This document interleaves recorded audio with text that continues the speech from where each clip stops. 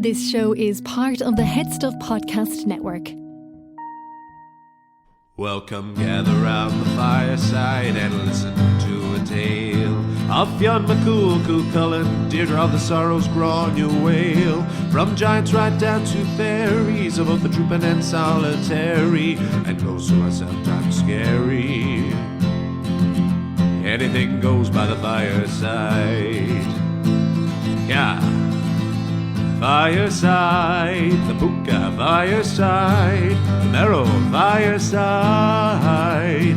Kings and queens fighting heroes, don't you run from the fun, there's no need to hide. Sit by the fireside.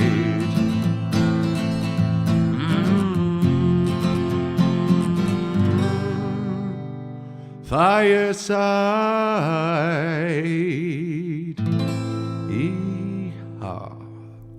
Hello and welcome to Fireside, the Irish storytelling podcast.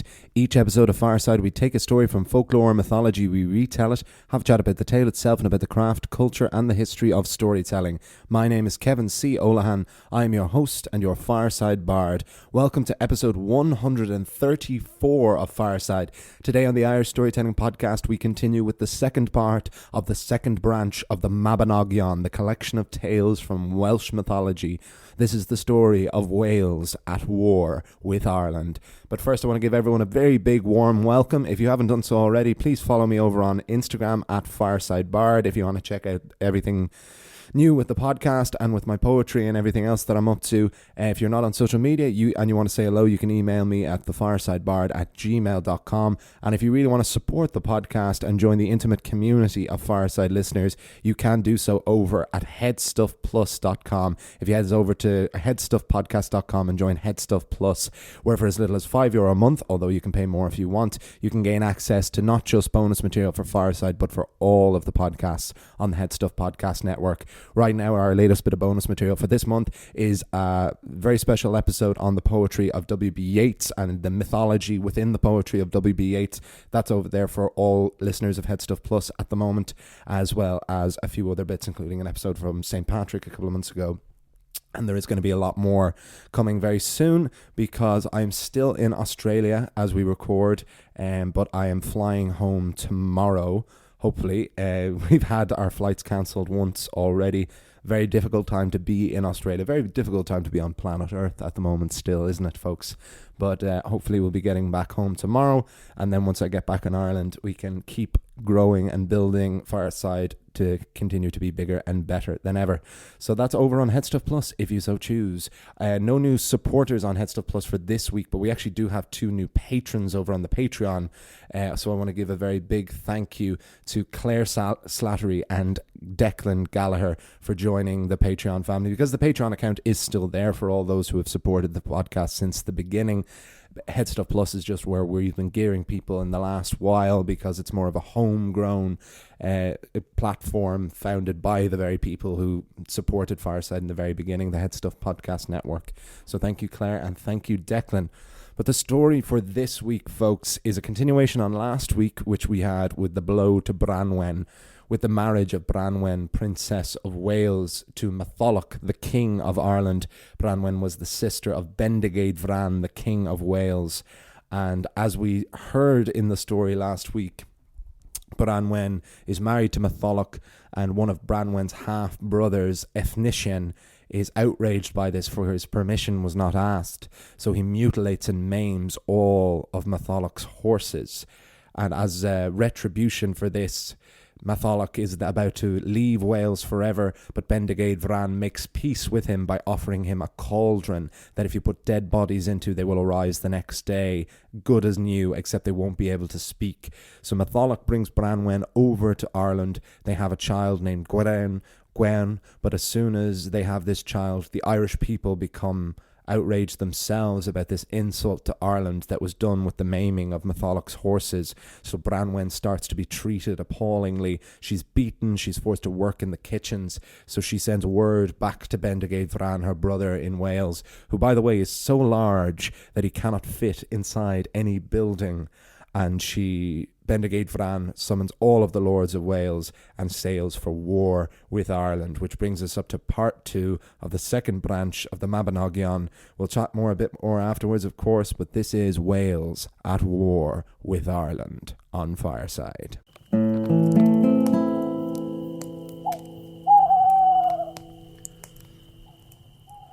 Wales at war with Ireland. 2 swineherds were tending their drove of pigs on the east coast of Ireland. They looked out over the Irish Sea and saw something coming from the west, the like of which they did not trust their senses enough to believe. They ran to the fort of Matholwch, the king of Ireland, and told him, "Lord, we have looked out over the sea and have seen a forest where no forest existed yesterday. Not only that, but a great mountain in the background of the forest, with 2 lakes between its colossal ridges.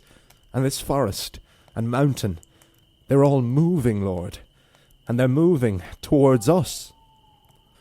Matholwch thought this understandably strange, so he went to the one person who he thought might know the answer, his wife, Branwen, daughter of Clear, one of the chief maidens of the Island of the Mighty. "Lady, have you any answer to this mystery?" asked Matholwch. "Truly I am no lady," replied Branwen. "You brought me over here as your bride, and since the birth of our son Gwern, you and your people have treated me with utter brutality. Every day I am forced to work in the kitchens, and at the end of each day I am beaten by the butcher. And what is my crime? Ethnician, the brother of my brother Bendigeid Vran, mutilated and maimed your horses, a deplorable crime, but not the fault or responsibility of your wife and queen and mother to the heir of Ireland. So do not insult me further by calling me lady now. However, I do have the answer to your mystery.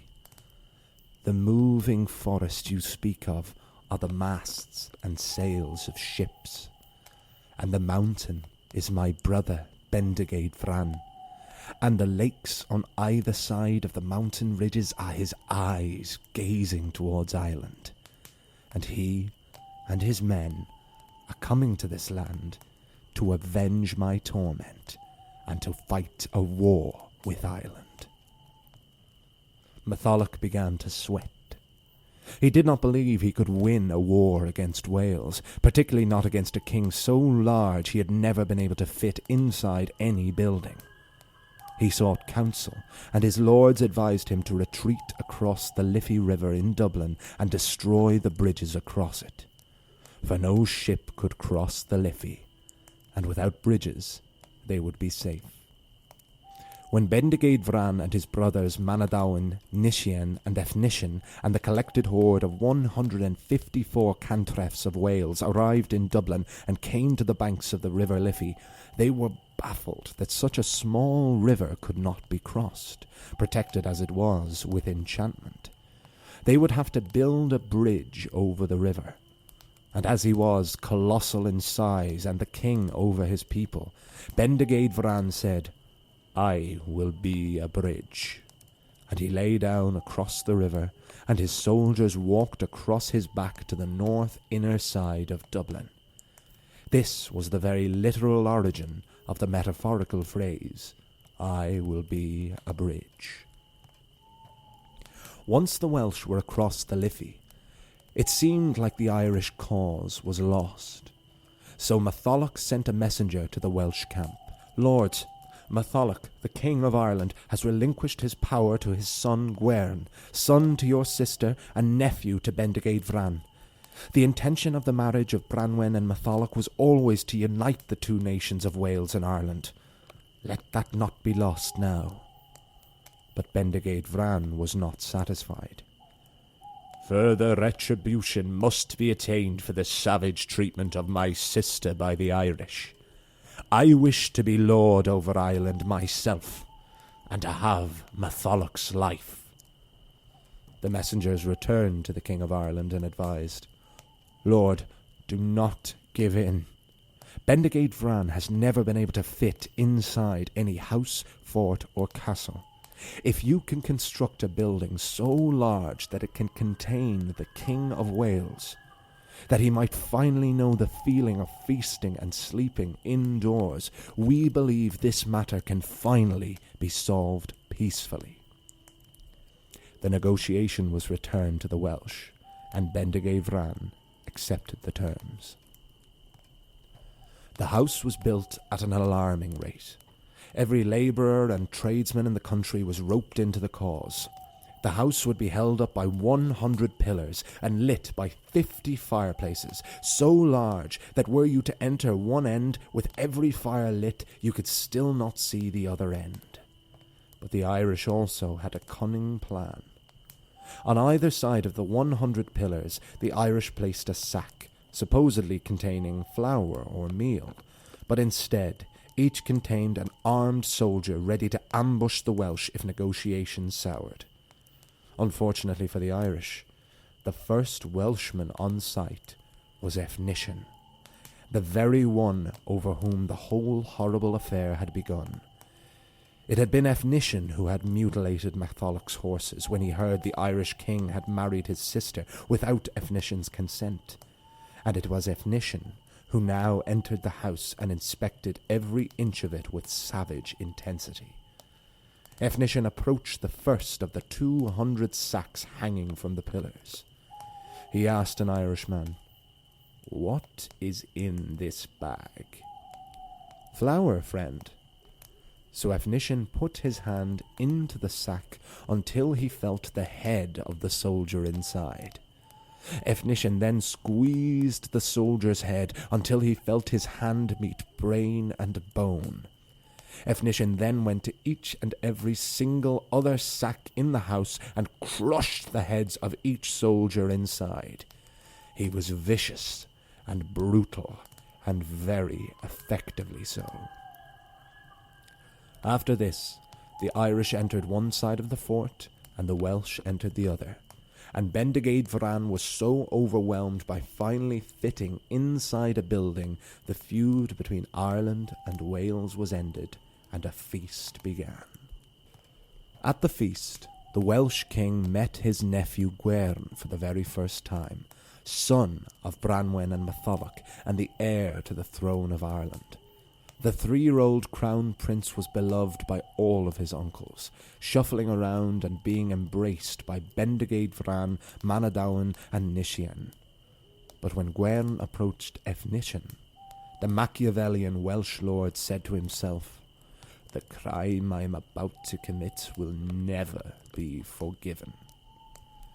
Efnisien then grabbed the child by his heels and tossed him into the roaring fire. When Branwen saw her only son burning, the maternal shock and grief compelled her to jump into the fire after him. But Bendigeid Vran grabbed his sister with one hand and protected her between his arm and shield. An all-out bloodbath descended upon the house built for Bendigeid Vran. Swords were drawn, and Welshmen and Irishmen hacked and stabbed and cut each other down. But in all of the chaos, the Irish had a distinct advantage. Bendigeid Vran had given Matholwch a cauldron that if you put the recently dead into, they would arise the next morning alive and well, although unable to speak. The Irish piled their dead into the cauldron, and when the morning dawned, their silent armed forces were alive and well, and ready for battle. Efnisien looked around at the Welsh dead that would never rise again and said to himself, "It is I who has brought this devastation on the island of the mighty." Efnisien then posed as a dead Irishman, and when he was thrown into the cauldron, he stretched out with all his might and broke the cauldron into 4 pieces. But in the process, Efnisien broke his own heart, and the sinister brother of the King of Wales died, with some slight redemption. When the fight was ended, only 7 Welsh lords survived. Among them were Manadowan, Pryderi, son of Pulch, Prince of Dafydd, and Talisan, the poet. Bendigeid Vran had been mortally wounded when a poisoned spear stabbed his leg. He asked his surviving lords to cut off his head and take it to London and face his head in the direction of France, so that forevermore it would ward off attacks. The 7 Welsh men, and Branwen as the 8th, sailed back to Wales with Bendigeid Vran's head. As for the Irish, only 5 women were left alive. Each one was pregnant and went to 5 different parts of the island to start new families.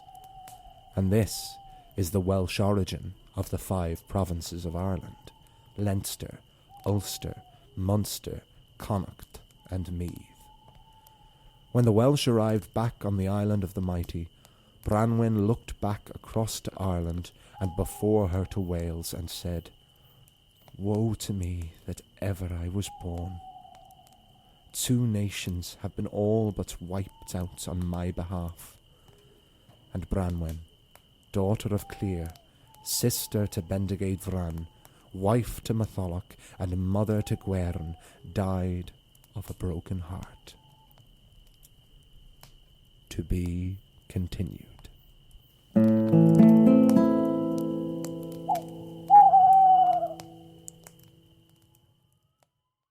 Folks, as you all know, Fireside is a proud son of the Headstuff Podcast Network, which is Ireland's largest network of independent podcasts and a loving home for the creative and indeed the curious.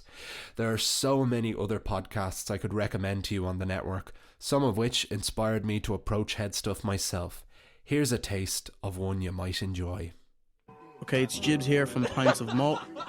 So our podcast is basically group of Irish Nigerian lads who tell their stories growing up in Ireland as well as Nigeria, and we share our experiences with all of y'all. We also add a bit of comedy as well, to get y'all laughing, get y'all through the week in these tough times that we are in. So y'all sit back and just, enjoy the show. As Jib said, we're the Pints of Malt podcast. You can find us on all streaming platforms, including the Headstuff Network. And that is the story of Wales at war with Ireland on Fireside. And I hope you enjoyed it. Yes, the second part to the second branch of the Mabinogions. We're already now halfway through the 4 branches, which are the most solid collection of the Welsh tales. There's about 6 or 7 other tales, but that are far more separate. But these are the 4 major sections that are all quite connected. And the second branch was quite distantly connected from the first branch being the first 3 stories we had, the stories of Pulch, Prince of David, Rhiannon, his wife, and Pryderi, his son. Pryderi has a cameo in this story at the end, where it is mentioned that he is one of these lords who goes over to Ireland with Bendigeid Vran, and he is one of the surviving lords at the end, one of the only 7 Welsh to survive, or 8, including Branwen, one of the only 8 of them to survive. So we can say for sure that chronologically this does take place after Pulch's story and after Pulch, Prince of David, has died, if Pryderi is already lord over the 7 cantrefs of David. And I know for sure, having obviously researched and written a bit ahead, the next part of the 3rd branch of the Mabinogion is very much a direct continuation of the second. There's no loose connection, and bizarrely connects the first 2 branches far more than the branches 1 and 2 connect with each other in a very tangible way that I won't spoil too much before we get here. But let's unpack this story here.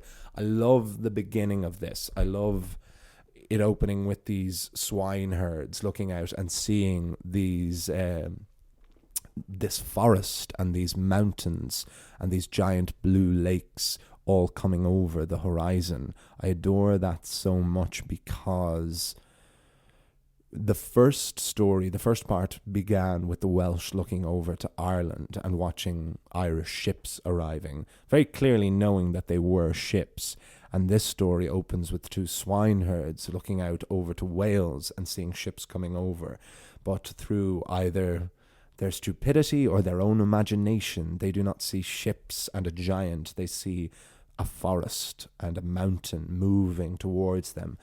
I spoke about the mythology and size can be very hard to even wrap our imaginations around. Bendigeid Fran being of such a colossal size that he has never been able to fit inside any building, and yet he is having perfectly normal, quiet conversations with normal, regular-sized people, many of whom are his family, with little to no, none in fact, explanation of why he is so large and they are so small. It is very like the very first episode of Fireside, where we have this idea that gods of Ireland grew smaller and smaller the less they were believed in, until they became fairies, and then mortal heroes grew and grew until they became giants. So we have a double thing of the metaphor of the legend of Bendigeid Fran increasing his physical, literal size. But we get some sense of the monstrous scale of this man by the fact that he is seen as this mountain, and that there are two great lakes on either side of this ridge, and they are actually his eyes on either side of his nose. It's truly colossal, but like the idea of forests and a mountain makes it bizarrely slightly more tangible, but a wonderful setting of the scene, and a nice little catch up, because this is a part 2, but you'd always like to, because if I was, for the most part, unless it can absolutely not be helped, I like people to be able to just dip in and out to any episode of this podcast that they just like the name of, or, you know, that they're just scrolling randomly through. Even if it is a part 2 or a continuation, I would always like to catch people up, because I know that a lot of people binge it and listen to it together, but some people might listen to it week to week, and, you know, there can be so many names and details to remember, so I'd always like to catch everyone up. But this felt like such a beautiful, natural, non-expositional way that you could set the scene and bring everyone back up to speed where we are at this point in the story. So we have Matholwch, King of Ireland, in Dublin, because the River Liffey is mentioned, the only detail about Ireland that is mentioned, except for the incredible fun fact about the 5 provinces at the end. We have for anyone who hasn't seen the Liffey, it is a very small river, certainly a very narrow river, so the idea of it being uncrossable if the bridges were removed is quite funny, which is why I thought it must have had to have been some sort of enchantment. You then have Bendigeid Fran laying down over it. They seem to forget that he was a literal giant and could be a bridge. So they all cross into Dublin, and then there is this task set that Matholwch will build a house, finally big enough for Bendigeid Fran, and he does so, but plans this scheme as well to hang these 200 soldiers on the inside to jump out and attack the Welsh if negotiations sour. And we get the real star of this story, as he was of the last story as well, is Efnishen. It is our villain in the piece, the first true villain we have had in the Mabinogion so far.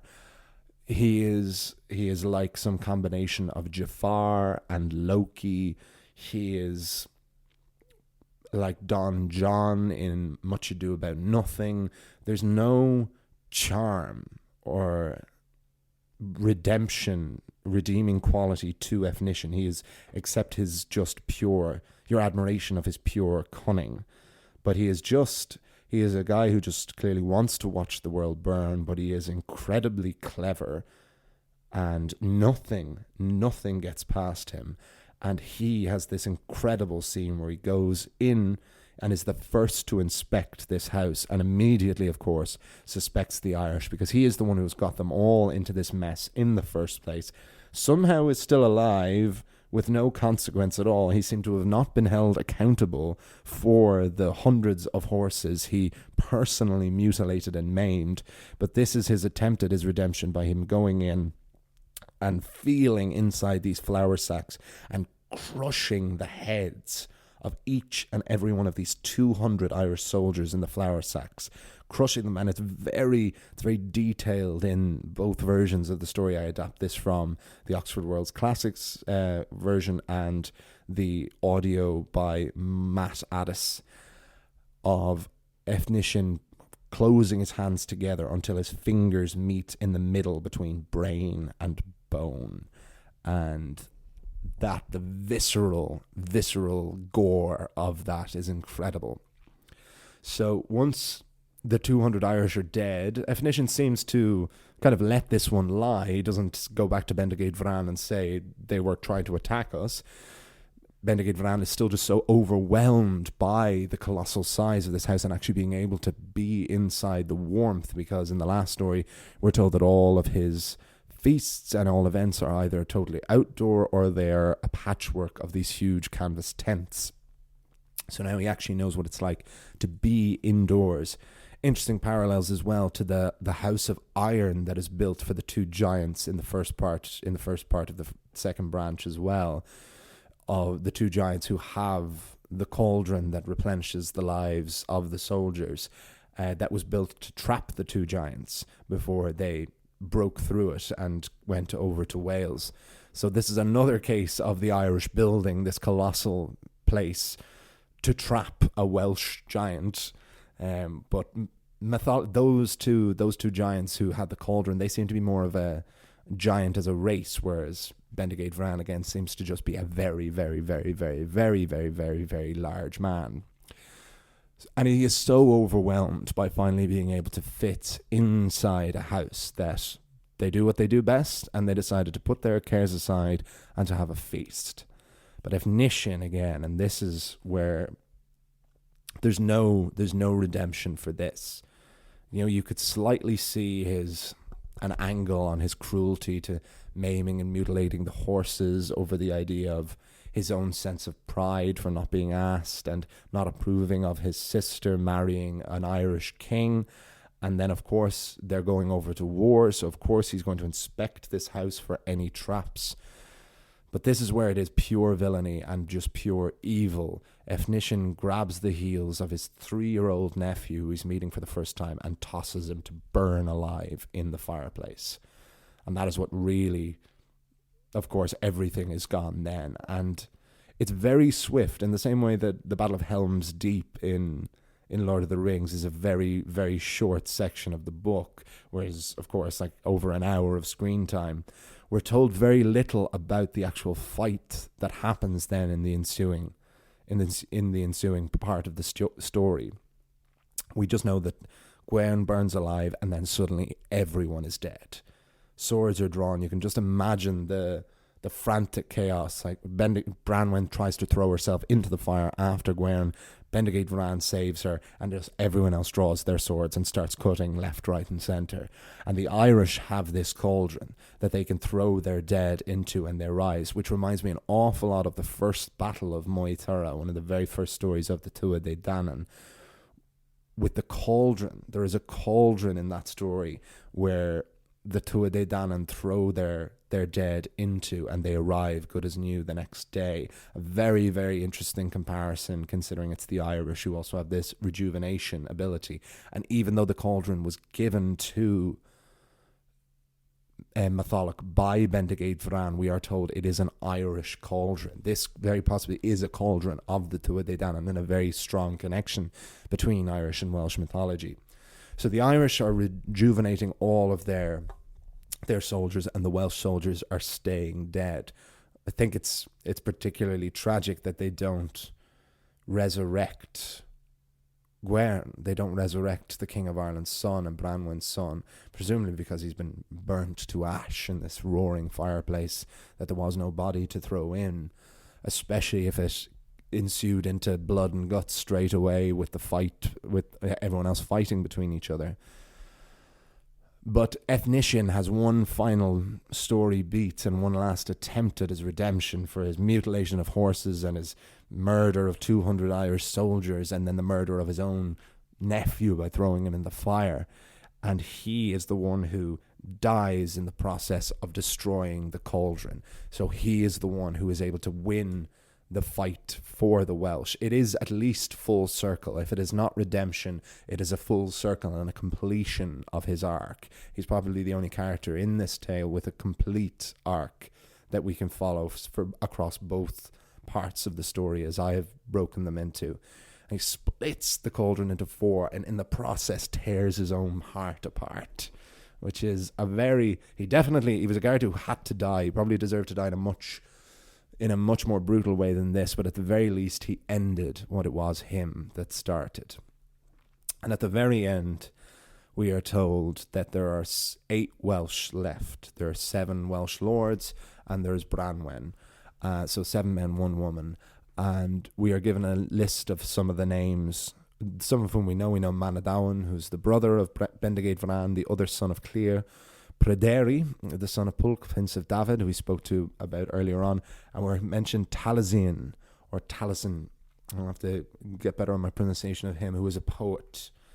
And that is a poet's name who I know quite a lot from Robert Graves' book on the White Goddess, about poetic inspiration. Incredibly dense book, but absolutely wonderful if you can get through it. He talks an awful lot about Taliesin, the poet. And I have a feeling he hasn't come up in any of the stories I've been researching so far, but I know he is a major figure in Welsh mythology. So he seemed worth mentioning here as his first appearance I've come across him in so far. And Bendigeid Vran does survive the fight, but he is mortally wounded with a poisoned spear, so he knows he is going to die. So he asks the lords to cut off his head, take it to London, where supposedly the Tower of London now is, and face his head in the direction of France, so that the terror of his own head will forevermore ward off attacks, which is an incredible end to the life of this enormous, colossal king.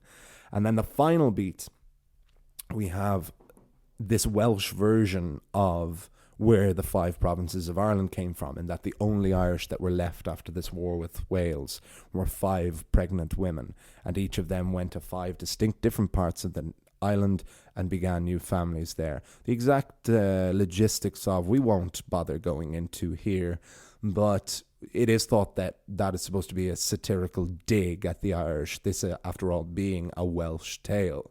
You know, it is still through their presence, although it's fair enough to say that no one really wins at the end of this. This is a very mutually destructive war between the two nations.